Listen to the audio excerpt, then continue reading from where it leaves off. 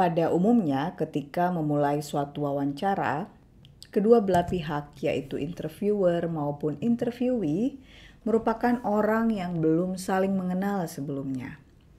Proses saling menilai di antara kedua pihak dimulai pada tahap pembukaan.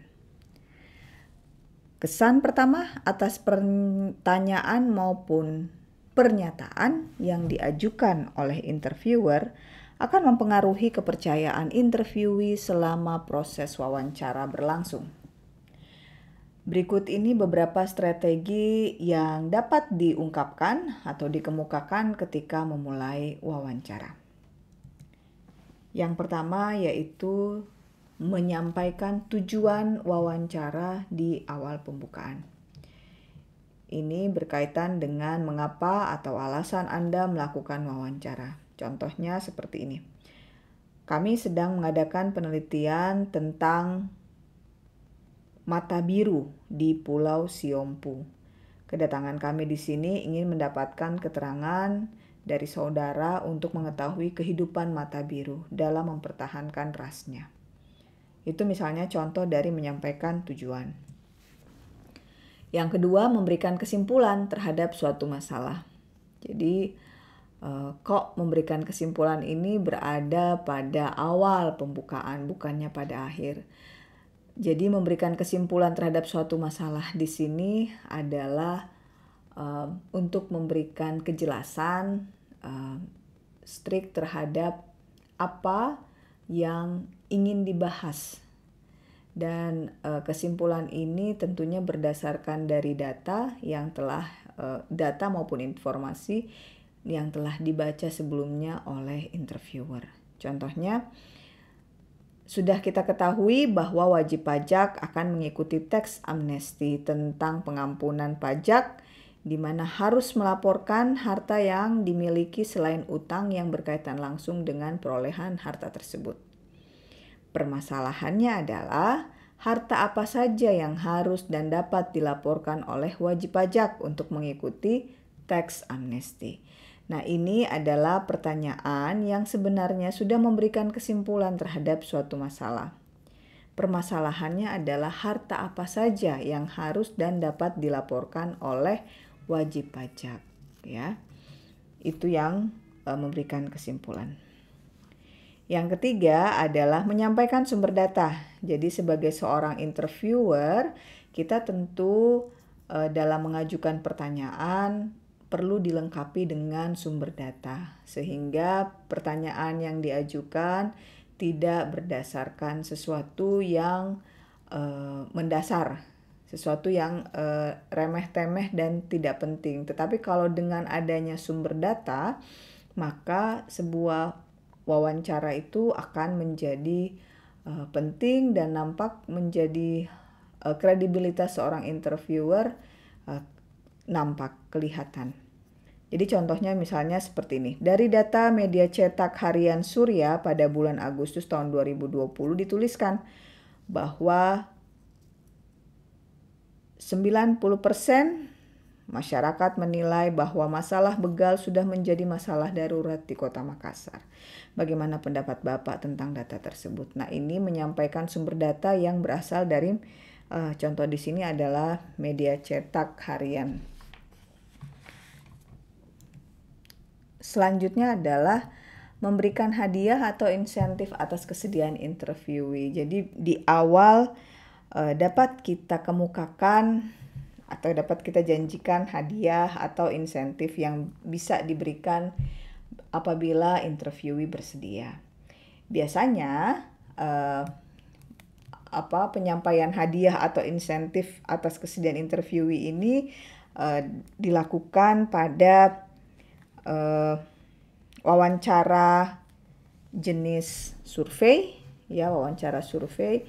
Ketika pembukaan ini bisa dikemukakan. Contohnya seperti ini. Kami sedang melakukan survei produk di Ramayana dan siapa saja yang berpartisipasi dalam survei ini akan mendapatkan kupon potongan diskon 20% dari barang apapun di setiap toko Ramayana.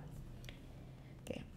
Yang kelima bisa strategi dalam dengan cara meminta saran atau bantuan ya. Ini tentu ya, karena ketika kita melakukan wawancara tentu kita ingin meminta informasi, meminta advice ya, meminta saran ataupun bantuan terhadap suatu topik tertentu. Yang keenam adalah mengetahui peran atau posisi responden. Jadi teknik ini mengidentifikasi peran maupun posisi responden. Responden dalam hal ini yaitu adalah interviewee terhadap suatu isu atau masalah. Nah, sebuah referensi yang tidak bersahabat tentang posisi interviewee dapat membentuk sikap menolak atau menghindari pihak lain. Contohnya seperti ini. Saya mengerti pandangan Anda yang kontra atau menolak terhadap vaksin COVID. Bisa Anda jelaskan mengapa Anda tidak sependapat atau mengapa Anda merasa bahwa tidak perlu masyarakat mendapatkan vaksin COVID tersebut? Jadi kita sudah dari awal sudah tahu bahwa interviewee ini pro ataupun kontra terhadap suatu peristiwa, kejadian, ataupun pendapat tertentu. Yang ketujuh yaitu menyampaikan pemberi rekomendasi. Jadi di awal pembuka wawancara kita perlu menjelaskan atau menyebutkan ya siapa yang memberikan rekomendasi bagi interviewer untuk menghubungi interviewee. Jadi tapi ingat bahwa jangan menggunakan nama pemberi rekomendasi tanpa seizinnya. Jadi pastikan bahwa nama orang yang mengutus itu benar. Contohnya seperti ini. Saya saat ini sedang melakukan penelitian mengenai aksara lontara. Pembimbing saya adalah Pak Ibnu dan menyarankan saya untuk mewawancarai Anda karena Anda telah melakukan penelitian yang sejenis mengenai aksara lontara. Jadi di sini kita menyampaikan siapa pemberi rekomendasi. Yang kedelapan, menyebutkan perwakilan dari organisasi mana. Ini penting juga ya.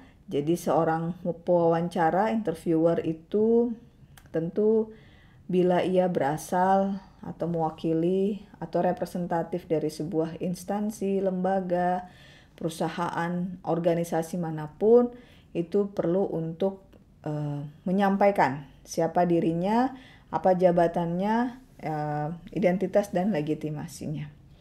Contohnya seperti ini. Selamat siang, saya Neni dari Prudensial ingin mewawancarai Anda tentang keadaan rumah Anda yang rusak berat karena kebakaran yang terjadi beberapa hari yang lalu. Jadi di dalamnya itu ada kata bahwa saya Neni dari Prudensial. Ini menyebutkan perwakilan dan dari perusahaan atau organisasi mana. Yang terakhir adalah meminta kesediaan waktu. Jadi di awal sebelum kita mengajukan pertanyaan, maka ketika kita melakukan pembukaan wawancara perlu untuk interviewer meminta sejumlah waktu tertentu. Jadi ini perlu disituasikan ya dengan kondisi yang ada. Misalnya contohnya seperti ini. Apakah Bapak atau Ibu punya waktu sekitar 15 menit untuk kami wawancarai terkait dengan produk kami. Jadi interviewer meminta kesediaan waktu dan pada umumnya seorang interviewer harus disiplin ya, komit dengan waktu yang telah dijanjikan.